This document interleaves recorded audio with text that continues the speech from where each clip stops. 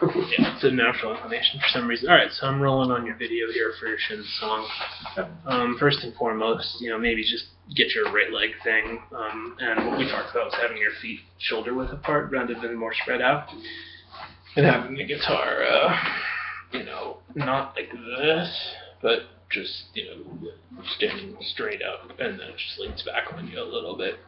And your arm comes around the side such that this part of my arm, the bone that I would like to know the name of, and I think I've had for about 27 years of my life, until my short-term memory was affected, such that, what is this bone called? I'm having it. Is it my humerus? Is it my... No? Okay, at least you don't know either. You're a smart guy.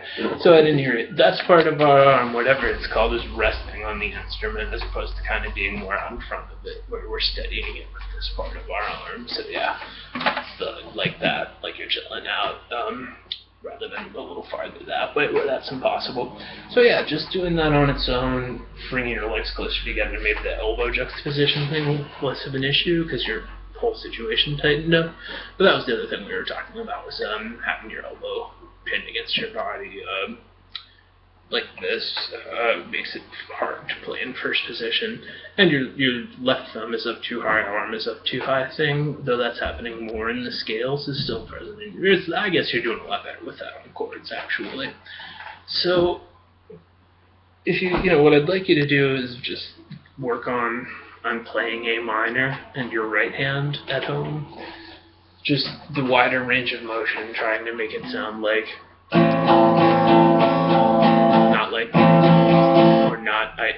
I kind of have a strum with the right amount of attack, but I don't quite make it to the first string, lay down, just swat away. And we're deciding that on our A minor chords, that we don't care if the low E string rings out, it's still going to sound reasonably good. So stop in your practice and just kind of get your right hand turned out, and let this be your time for assessing your body-arm juxtaposition over here while you're working on right hand without trying to do any changes down there. So just wrestle with that. Cool. So now you should feel somewhat comfortable with just chopping away. First, so there's a couple chords when the song's fading in that's like...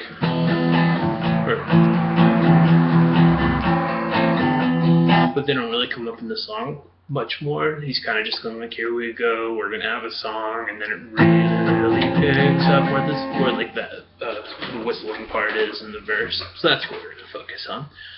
First section, A minor, C, F and back to C. Boom. Just memorize it. Stop, memorize that that's the sequence. A, C, F, back to C, and back to C. Okay, not to get into an extra thing to memorize. And I'm saying A for simplification, A minor. When we talked about this F like this, that can also be used for your C chords in a way to be able to hit all the strings. So here's me playing C, moving my ring finger to the 6th string and replacing it with my pinky. You can try that for your C's, and then when you move to F, it'll be easier. A couple upsides with C, this chord's designed to be able to hit all 6 strings when we're playing that chord. It's, C with a G in the bass, like that. Cool. So you could use that one, in which case, spend some time just doing that, or whatever. But yeah.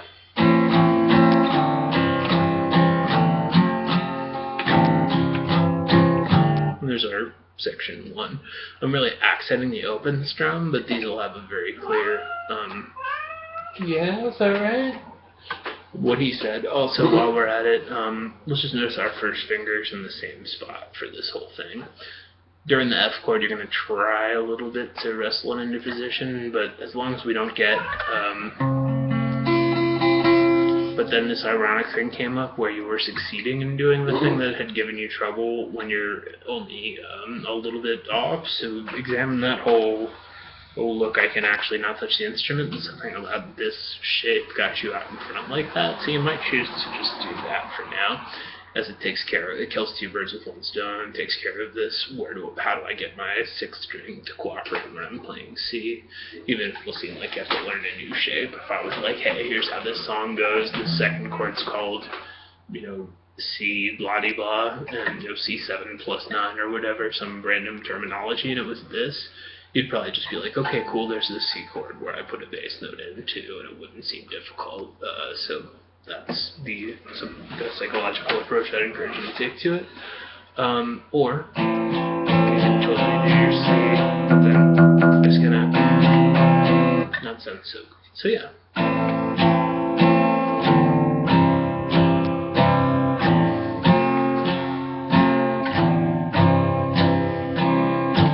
If you can get one of those and pause for sight, and then you can just pretend the song ends there and goes.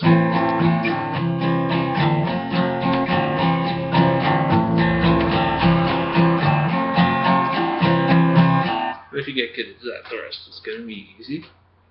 Second subsection, that starts right at about like 6 minutes in your video. It doesn't have any new concepts in it, but what happens in the progression next is it goes A minor, C. I'm sorry, it's G, C, A minor back to G. So dum dum do do do dum, G, C, A minor back to G. There we are, and then we exemplifying why we do this G. Cool. So that second part was, excuse me.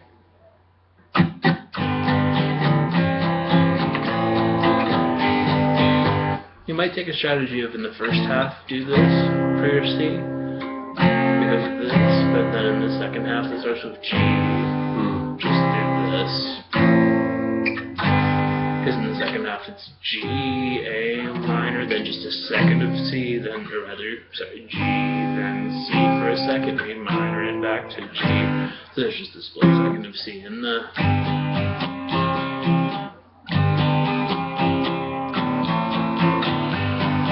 Got a big old open string in all. So the C only has an up down. They're all down up down up.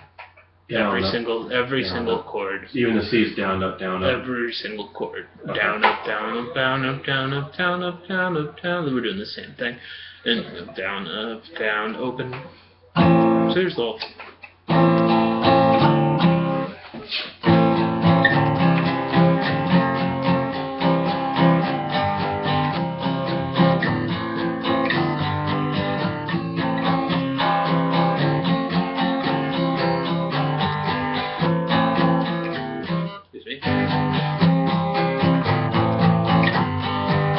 Cool, and don't give the memorization of the order of chords too much weight as a task. Just like go in your head, independently of doing the music. A minor, C, F, back to C, part 2, G, C, A minor, G.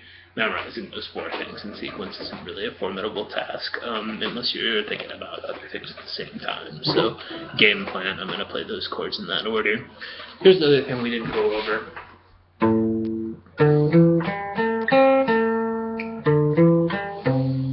And we talked some about the concept of wanting this to sound legato, meaning that long tones ringing out until the same next tone. I don't mean like on adjacent strings, I just mean it doesn't sound like. And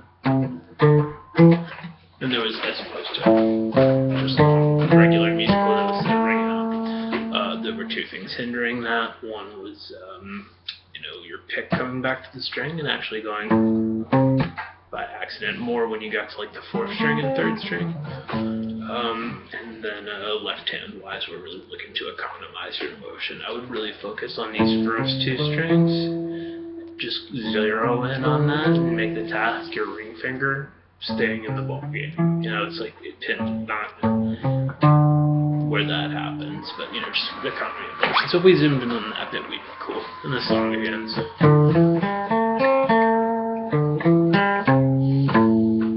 I will write that down for you. Good stuff.